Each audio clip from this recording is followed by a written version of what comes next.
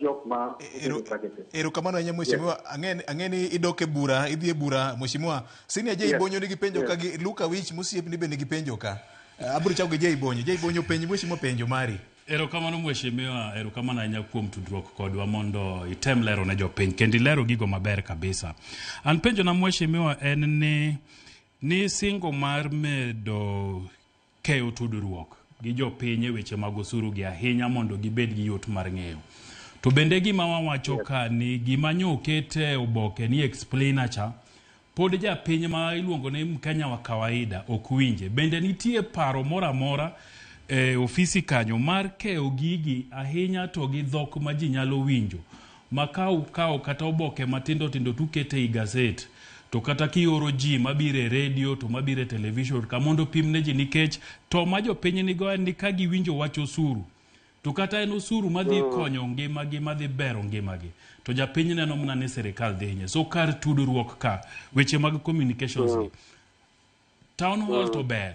to bende town halls gi udhi timo gie kata ka en provincial headquarters machon mondo jopiny obed gi yot mar winjo nikech kotime Nairobi ka kende kata KICC tibro do ka jowa mani bondo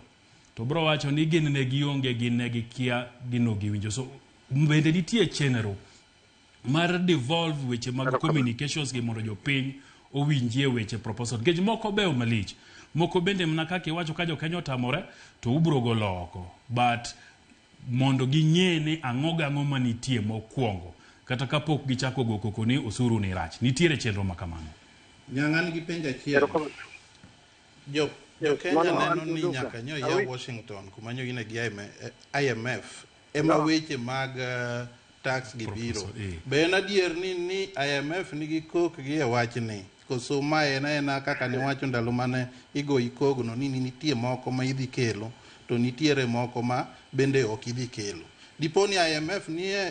okute toki e wach ni koso mana ma kaka ni wacho chande erokamano erokamano nya moko gwacha gi jobonyo erokamano wadwa jobonyo penjo moriere kabisa gima wan gi program mabor kabisa kendo mararieya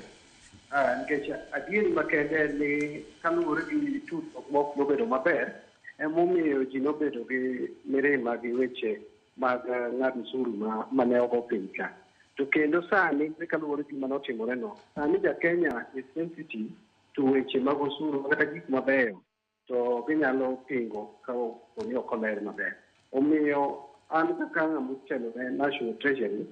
wasewacho ni ok wadwa weyo ni bunge ma wang' ne riembo ajenda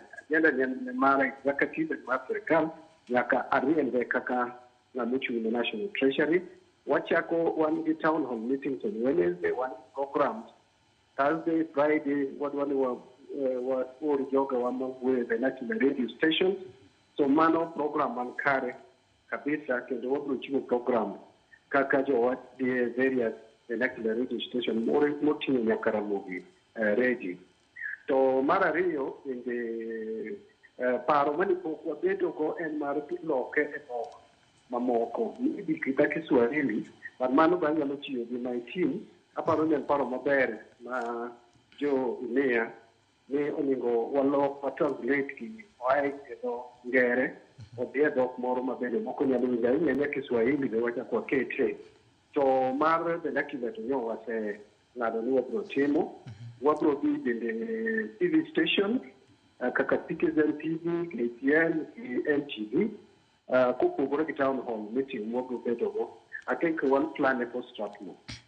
so wabro chiwo program wabro run this week and maybe next week ok wadwa ni bunge ma mondo wawene gi gini wadwaro ni wan kaka technical people technocrats the treasury wan ma mondo wa lead from the front now question ma wadwa which penjo ni IMF ni wachi adwa kwero kabisa very strongly ni aneno propaganda weche mag kelo chike mabeyo gi mage na wacho chieng' mana bedo vetted kendo na commit myself na bro duoko nikech nitiere chike gik moko ma konyo japiny kaka sewacho sani joma chamo mshahara ywak ni ing'ado gi 32%, 35%, 32%, usuru ni malo ting'adi kendo 2.75% maro wacho hospital ting'adi kendo 1.5% maro ot kapta kapok wadwoko usuru chien kech in the medium term wadwa ni mondo wadwok rate mag income tax chien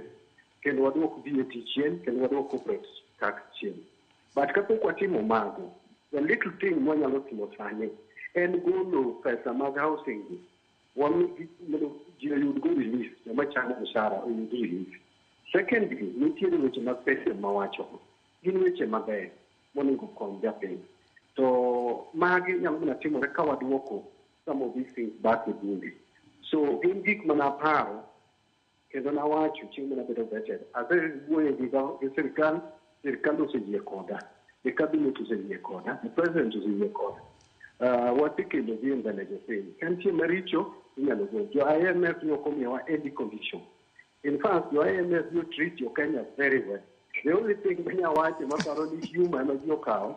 koro ringo go to jo wear the substance en nyawacho ni ok onenre maber ahinya ni pinje jo Africa riede korgi mag azunge ni kwayo pesa mano to I stand by but jo IMF no treat wa maber in fact reki wuoyo jo civil society machalo George Kigoro gi ni oko machalo Diana Gishengo they were surprised with goodwill major IMF nego national treasury especially the minister Daniel Nine